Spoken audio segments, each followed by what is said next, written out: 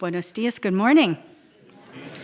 I know we're running a little behind this morning, but that's just Mexico time. Usually services don't start till 45 minutes after their start time. So we started early this morning, so think of it that way.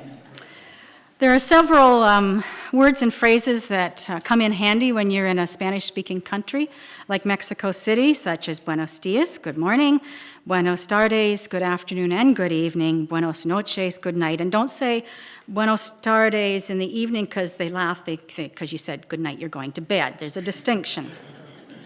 Hola is hi there, por favor, please, gracias, thank you, and baño, which means bathroom, and that's a very important word to know when you are there. And then there is this phrase, which we hear a lot while we were in Mexico City, which is Dios te bendiga, which means God bless you. And it is this phrase that I have been asked to bring home with us and to extend to all of you from Pastor Hector, his wife Irene, and their children Danny and Sarah, and from Gary and Jan Allen, the retired Free Methodist missionaries, who we have worked with for several years and who flew from Michigan for the only purpose of joining us in ministry in Mexico City. So from everyone in the church in Mexico City and everyone from the church in the town of Apizaco and to all of you in Peterborough, Dios te bendiga, God bless you. As well, on behalf of Pastor Hector and on behalf of the Visa Mexico team, I would just like to thank this congregation for your incredible support of Visa Mexico, both financial and prayerful, and in the giving of humanitarian goods.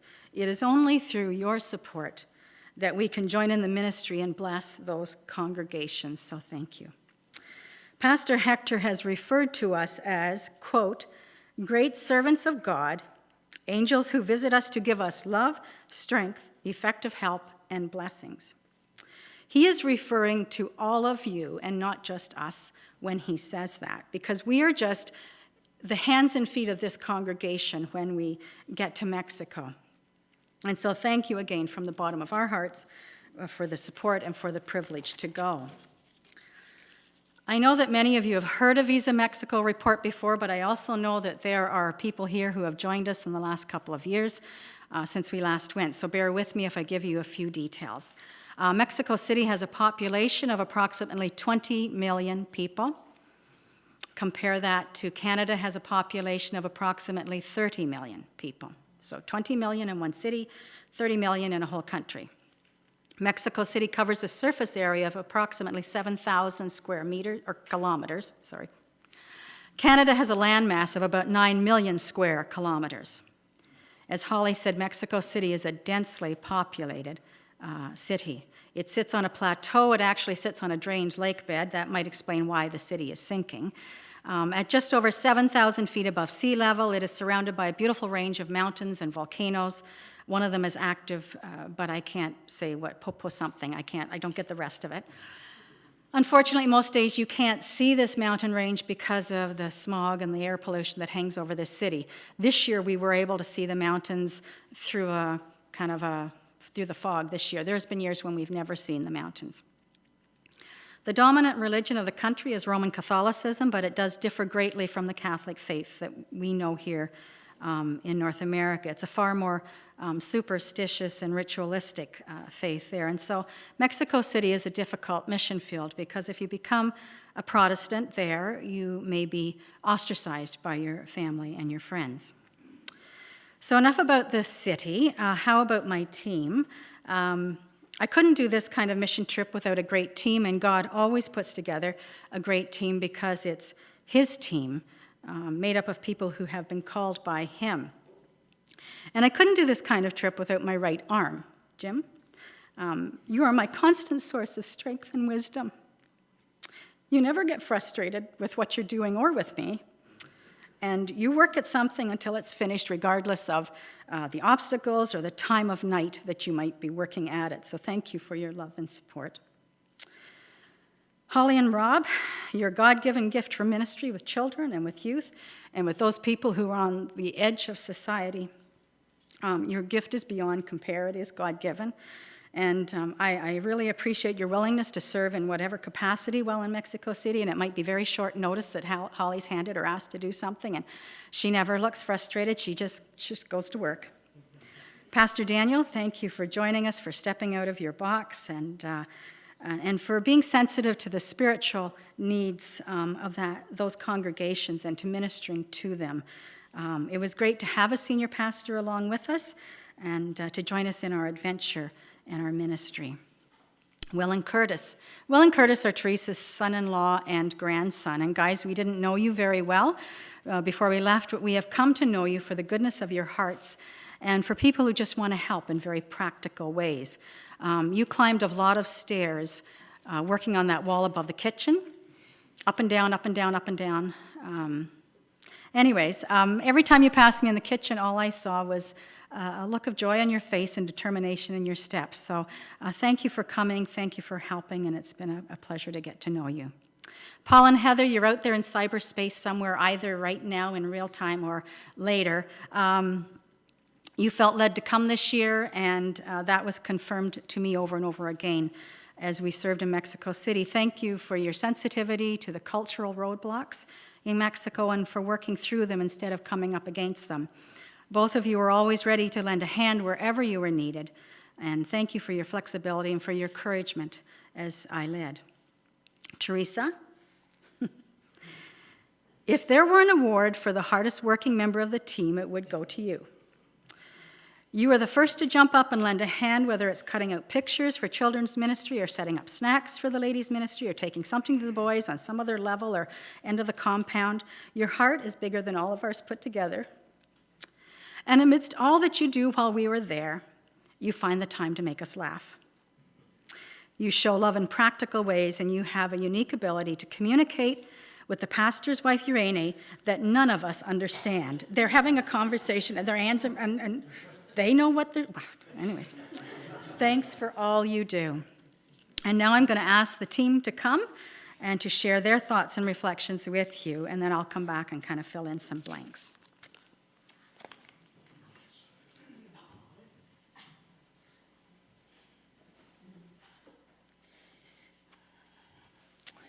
So Teresa and I are going to share a little bit about the children's ministry that took place in the church in Mexico City and then in a couple of other communities as well. So I'm going to let Teresa go first.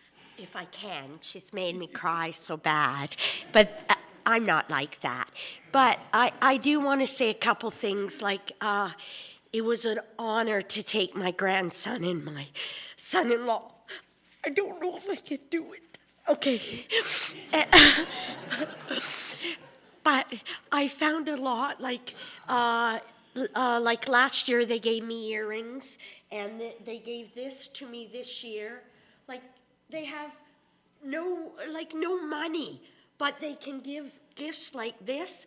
And I find the children are so thankful for everything they get. Like my grandson said once, he gave a present to a mother and the baby. You saw the baby in the thing. She just was so overjoyed, and it touched my grandson because his heart, like, it really touched him that she was so thankful for just these little gifts. And the children opened their gifts up, and they were so thankful for that. And like that little boy and little girl, you know, they're running around holding hands and kissing their cheeks, you know. And like their love is so their love, I'm so loud they can hear me. Their love is so genuine. Like, I can kiss a child there without worrying about what the police are, you know what I mean? We can hug them, and the women, every time we see the women, I hug and kiss them. I always do. They're my family. I've been there 5 times, and every time I leave, my heart breaks. And there was one other thing. I love the little boy. He was so cute. Like, in school, these children have to color in the lines. Can you imagine? They have to. They really do. And this little boy, oh, sorry, well, I'm loud. He's 4 years old, and he colors in the line.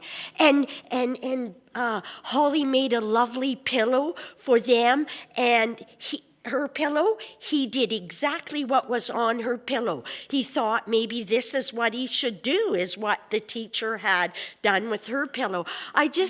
They're amazing. They're so thankful for everything. I'm done.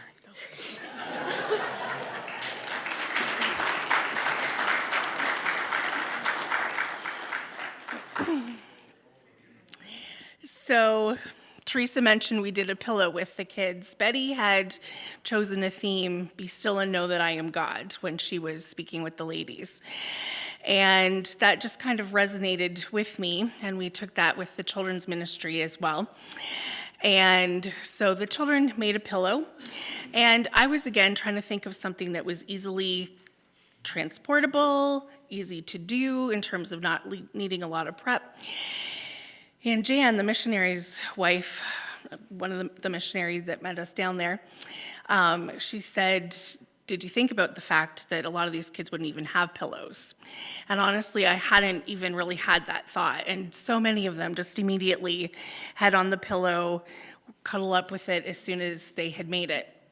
And so we had ministry within the church in Mexico City.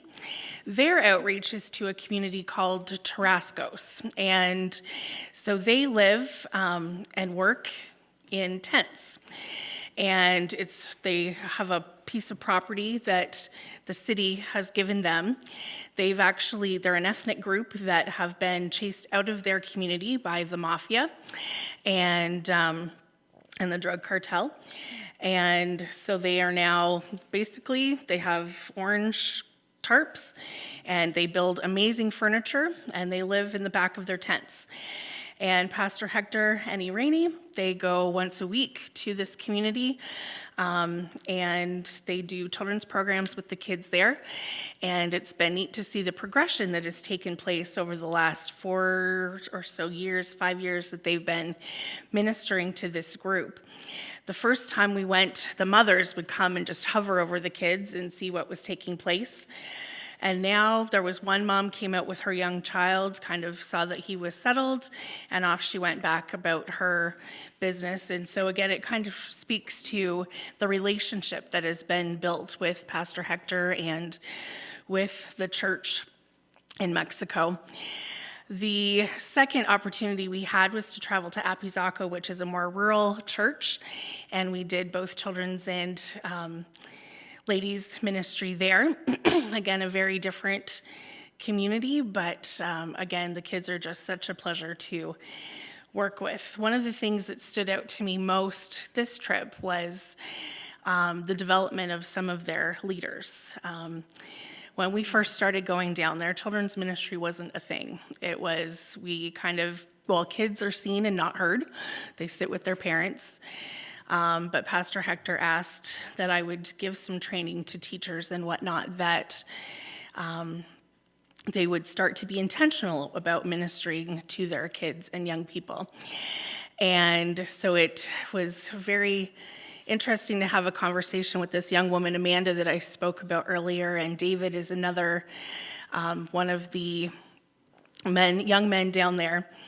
And they're sitting and they're like, we want kids and young people to start tithing and to start bringing their offering to church. Like, how do you deal with that in your church? And I'm like, well, I just get a budget, and not that we don't want to teach kids about tithing, but they're wanting their kids to bring money so that it specifically can be used for children's and youth ministry. And so talking about things like that and different things that they're starting to think about and how they can, again, outreach into their community. And so they are definitely growing and developing as leaders, which is exciting to see. And finally, I just, again, is so amazing to see the kids participate in worship. They have testimony time as part of their worship services. And on the Sunday, I think 3 or 4 kids no more than the age of 7, 8 years old standing and giving their testimony for the week, things that they wanted to ask prayer for, part of the service. And again, just such a blessing to see how they are growing, and just a privilege to be able to be part of their ministry there and to come alongside them and to encourage them for the 10 days that they're there, and then they carry on with their ministry. And but it's, yes, definitely a privilege to be part of it while we are there and to see the things that they are doing.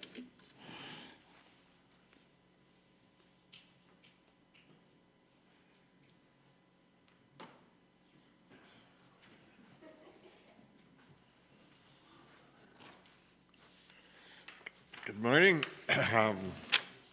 I was in charge of the building projects. We had two when we headed down. One was to make an office space for Pastor Hector, and the other was some plumbing projects. Luckily, there was a plumber along. Okay. I'm not so loud, Teresa. The new office is above the kitchen that we use, the team uses, for those who have been there. It was a large room, so we divided it off with a wall. We arrived on a Friday, and by Saturday evening we had our material, but Sunday's the next day, so we didn't really get started till Monday. On Monday, William and Curtis and I started putting up the steel studs and the drywall, which went up very quickly. And then William and Curtis and Pastor Daniel put the first coat of mud on, which I was glad I didn't have to do that, and the tape too. Through the next few days, William and Curtis especially sanded and did mudding again and got everything smooth.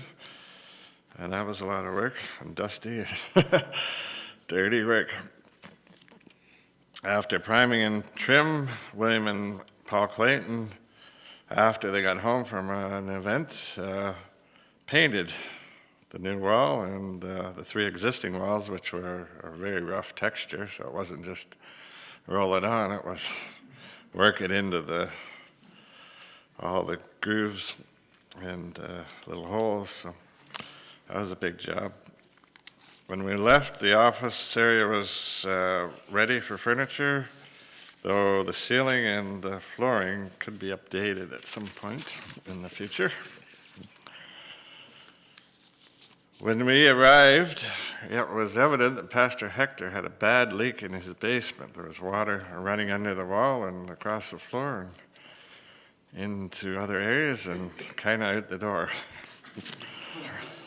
It got worse as the weekend progressed, and by Sunday, Pastor Hector decided to get a local plumber in. And so I kind of backed off and thought he could handle it. On Monday, the plumber came and looked at the leak and proposed a solution, which really didn't seem to me to solve the problem because he wasn't looking in the right area, I didn't think. So we paid him off, and I started thinking about it. I spent lots of time thinking about the houses down there are built in stages, so the piping, of course, is all in stages also, on their floors and in walls. And so after I kind of got my head around where things were, I eventually, by turning off taps here and there, and figured out what was still live and leaking. So then after another event, we went to Home Depot very late one night, closed the store down at 10 o'clock with our supplies for the job, and we ran it in the pipe the next day, and finally, presto, the floor was dry, finally. We had been squeegeeing the water out the door, and with a mop, mopping the floor, squeezing it out, and trying to keep the water from getting into another area. We also changed out 4 sets of taps and fixed 3 drains that were dripping. So it was a very busy week for everyone that helped out and was able to help in their spare time. And I would like to thank everyone for their help, including Pastor Hector and Gary, who were always made time to go and get material, which is not as easy as it sounds, often late at night or early in the morning. But I would especially like to thank all the people who bid in the silent auction and came to the dinner we had to raise money for materials.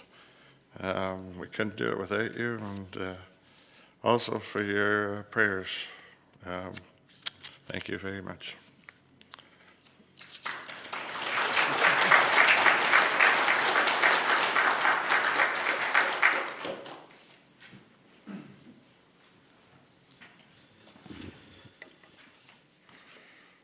So as a pastor, what do I get asked to do when we go on a trip like that?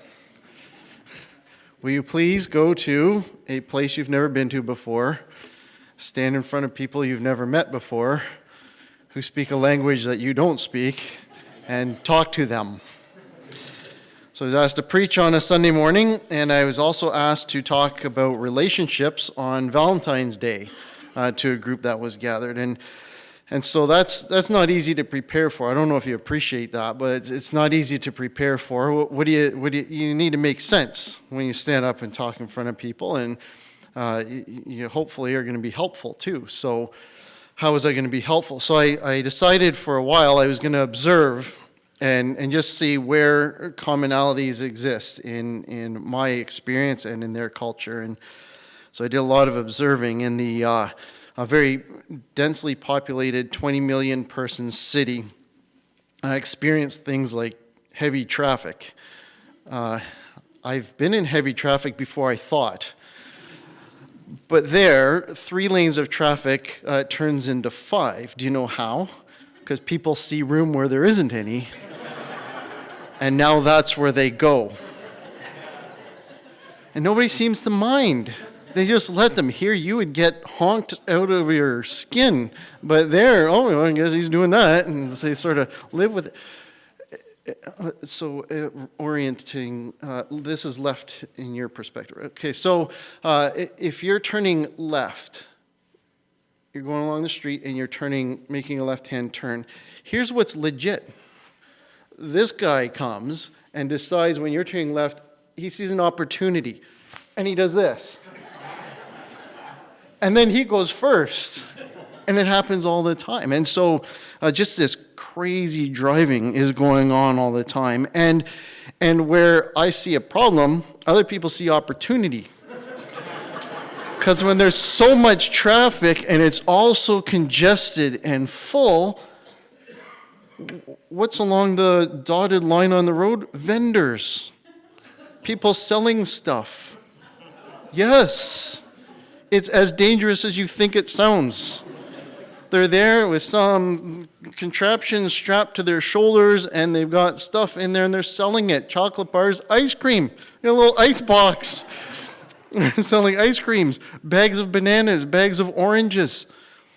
And people buy it. There's this one guy, he had 20 cars of traffic behind him all lined up because he's sitting there buying oranges, and everybody's starting to honk at him. All these people. How do you do infrastructure for 20 million people? It's not like, so you go to Toronto, you go through Scarborough and you see all these high-rise condos, right? They don't have lots of high-rise buildings. So their city is low and therefore wide and very broad, right? One of my remaining images is when we flew out, it was nighttime. I look out the right-hand side of the plane and I see lights blanketing the ground as far as you can see. Then I look out the left side of the plane, what do I see? Same sight. There's no blank spots of lights. It's just so broad and so dense. How do you do garbage collection? How do you do water? To get safe drinking water, they would have to redo all their piping infrastructure over that size of a city. How would you even do that? So they drink bottled water because it's what they have to do in population. Housing, oh my goodness, the housing.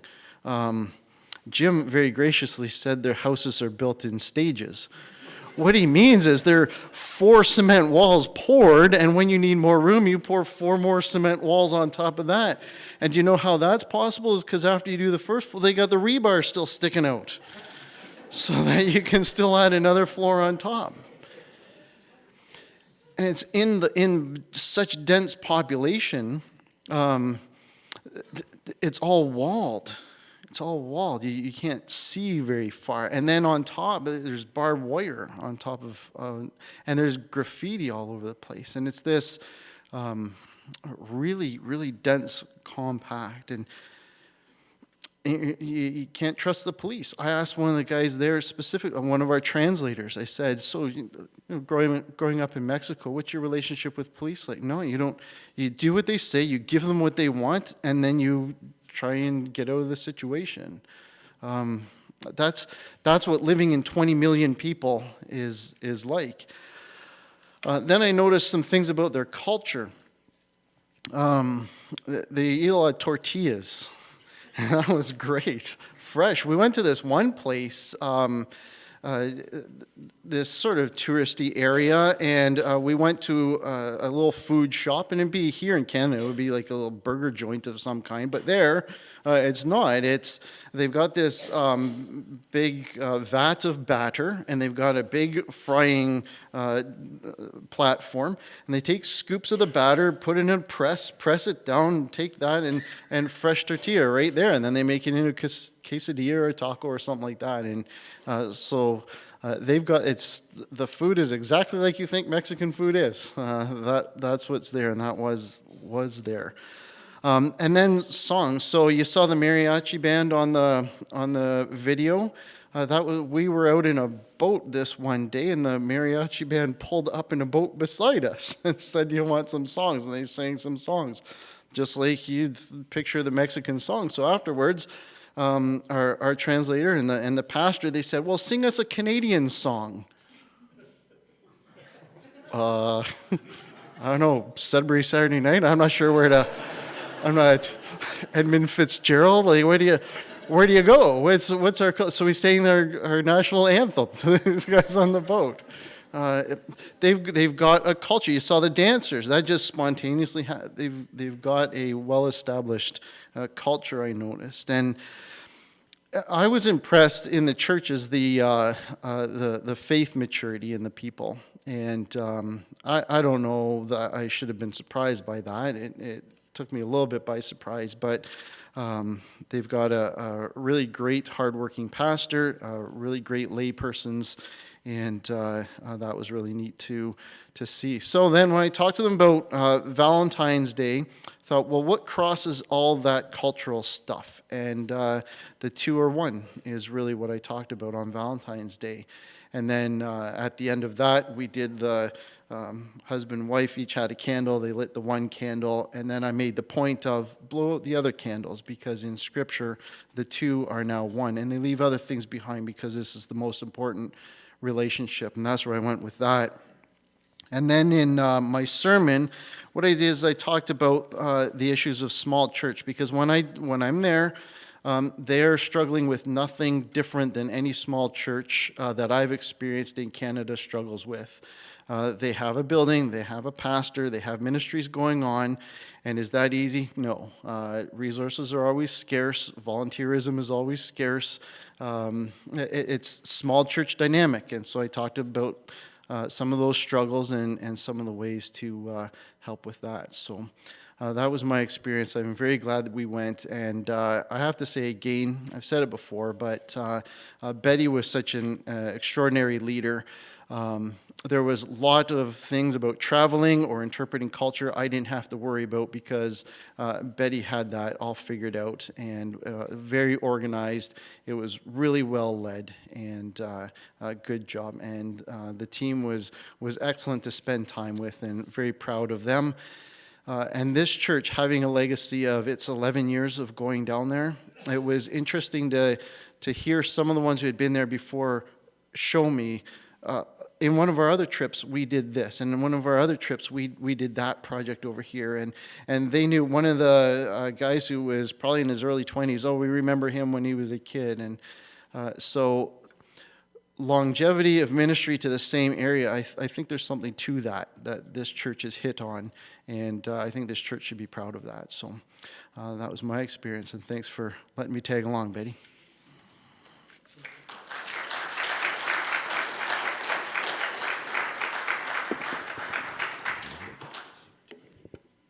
Paul and Heather couldn't be here today, but I did do a videotape report from them. So, Mike, are we able to roll that now? Paul and Heather. So we are concluding our adventure with the Visa Mexico team in Mexico. Can't pronounce the name of the place we are, and I can't spell it, but it's been a great week. We are unfortunately not able to be with all of the team when they share with the church, so Betty's kindly doing a little video for us to talk about some of the pieces that we worked on and enjoyed. One of the main things, Paul asked me to talk first, if you wonder why I'm continuing to talk, and he isn't yet. I just want to be clear about that. One of the main pieces that we worked on together, both before we came and when we got here, was a conflict session for couples. And it was about managing conflict, which was a very stretching exercise for Paul and I to do together in lots of ways. And I think it was stretching also for the church. There was quite a bit of anxiety on the part of Pastor Hector, wondering what we were going to say and how we were going to come at it. But fortunately, we had Jan and Gary, our translators, worked with us as well, and we were able to do a session that I think was received well. There was lots of laughing, lots of activity, lots of discussion. I just find, having worked with a lot of groups of people here, super engaged. Whenever we do anything, they want to ask questions, they want to communicate, even with the language barrier. So that was a big piece for me and us in the work we did. I think that was most of it. You don't have anything else you want to say? I do, but I'm going after you. Oh, okay. One of the things about being down here is of course, that there are so many practical things that need to be done. So you'll see Jim talking about all the stuff that he did and others on the team. And one of the ways I felt like I could fit in and contribute something was the first day I wasn't sure what I was being assigned to do. So where you're looking at right now, this little patch of green in the middle of the compound, I had to cut the grass and I trimmed the hedge over there. But to do that means that the shears you can't find, and then when you do find them, they're covered in rust. And then the shears are dull, and then you're trying to find a file, and that's a challenge, which I never actually did find a file. And it was like kind of cutting with a pair of scissors. But anyways, that was fine. And then I thought, well, maybe I can do some painting, because there was a crew of guys who were putting up a wall, which you'll see, and all that stuff. So I did 3 bedrooms, just one wall each, a bathroom, and then help complete the final paint for that wall. So lots of little things, nothing dramatic, but hopefully making the place a little bit better for others. Back to you. We also had the opportunity on a few occasions to go out and work with children and ladies. Betty had ladies here and did a great job with them, and then I helped a bit with the crafts. And but it was really interesting to go and travel and see different parts of Mexico City and see the incredible poverty and how people survive in things that we can't even really understand. We were driving in the van yesterday, and I think Pastor Daniel captured it when he said, "I just can't stop looking around. There's so much to see." And just that sort of stimulation of all that there is to see. And I think the other piece, so the children's thing was great. The team piece was really awesome. I think when we're also super tired, just saying, but I think when we come together as a team in a place like this, you just need to pitch in and do the best you can together. And The gifts and talents on this team are incredible. The personalities are incredible, and I found it really, I think for me, the word that captures this week is inspiration. I'm very inspired by Pastor Hector and his family and what they do with what they have. We just don't have any idea that he's passing me Kleenex or toilet paper. We just don't have any idea of what it's like to try to live and do ministry in a place. We heard fireworks most of last night, roosters. It's always noisy, but he also said that amidst the fireworks there were gunshots last night in this area. And we just don't know what that's like. And so to have been here and taste that is super inspirational. I think getting to know members of the team better and seeing, in spite of incredible physical challenges for some of them, just their willingness, their willing heart is unbelievable. Jim has worked night and day, which is huge. I had a chance to room with Teresa, who at one point I said, who is awesomest. She will tell you she is awesomest, and I can confirm that that is true. I learned a lot from her, from listening to her and from staying with her, and I'm inspired by her and her life, and she brought her son-in-law and her grandson, and so all of these sort of, I think when you step out to do something like this, it's the unexpected things that jump up in front of you and inspire you. And so I think for me, the word this week would be inspirational. I'm done. What do you take away from a week like this? Lots of things, and Heather's covered most of them. We went to a very impoverished church the other day, and Holly did a fabulous job, obviously, as she always does, of puppet show and crafts and all these things.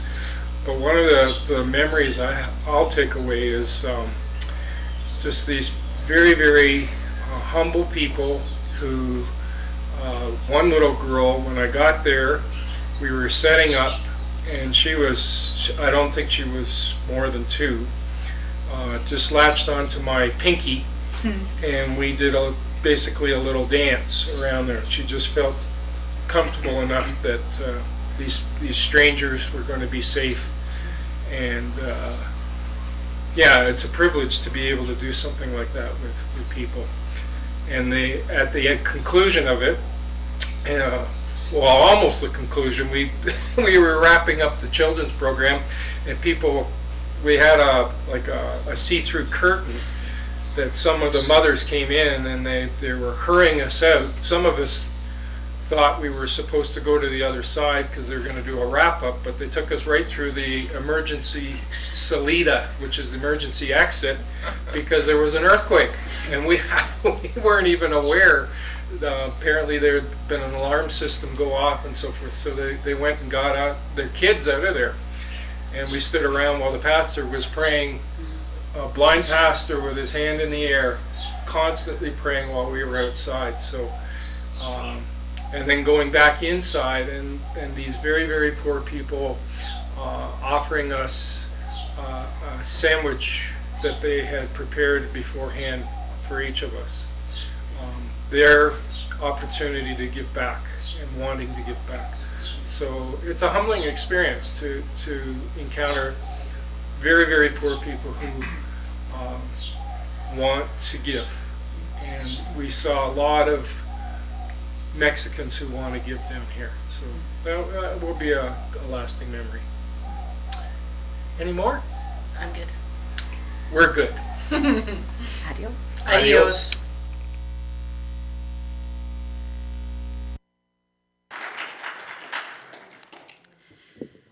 Just as a footnote, there was an earthquake. It was quite a ways out of Mexico City, and some people felt a little movement. Most people didn't. There was an aftershock, which we weren't aware of till we got home, and I heard from Gary Allen. We had a red-eye flight. We were to leave at 12:20 a.m. Monday. It was a good deal. And so took a long time for them to get off from the airport and taxi us out, and we're sitting and waiting, and can we not get going? And we ran from 12:20, it was around 1 o'clock, and shortly after 1 o'clock, they had an aftershock, which we weren't aware of. But I thought we were going to take off. He pulled around, the lights went down. I thought, here we go. And then he said, sorry, folks, every once in a while they do a runway inspection, and they're just doing a runway inspection. And we're thinking, now? Couldn't you do that after we left? Like, could you not just let one more plane take off? But they didn't announce that. They didn't want panic on a plane, obviously, and that was a good thing. So God was with us. God took care of us. We were safe, and everybody stayed pretty healthy while we were there, so we were thankful for that. Rob Raymond could not be with us today, but I do have a report that I'm going to read from Rob.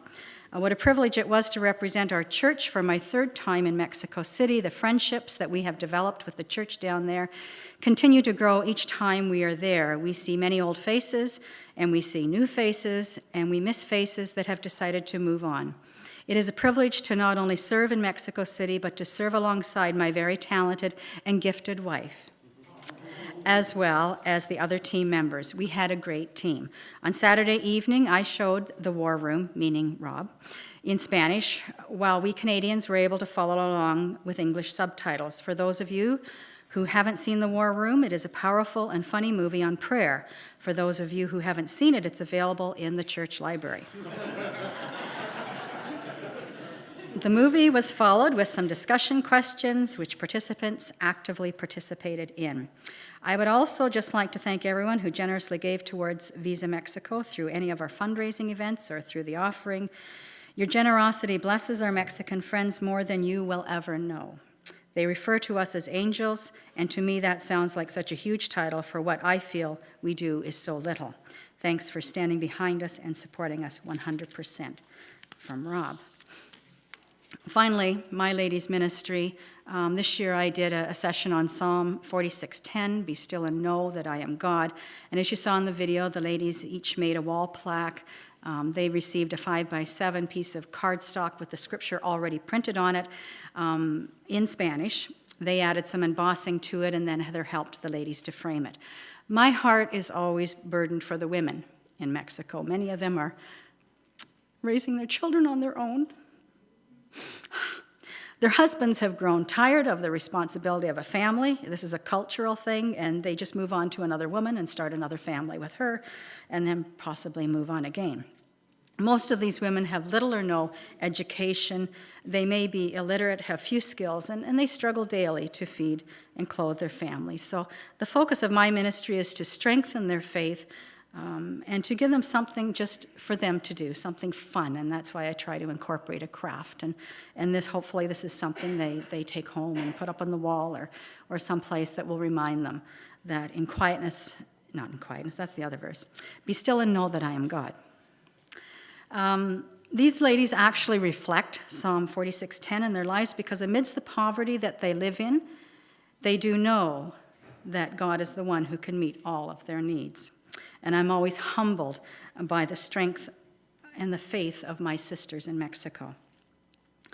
The church is described by Paul in 1 Corinthians 12 as one body. In verse 12 he writes, the human body has many parts, but the many parts make up one body. So it is with the body of Christ. And then Paul goes on to say that each part is different, but that all of you together are Christ's body, and each of you is a part of it.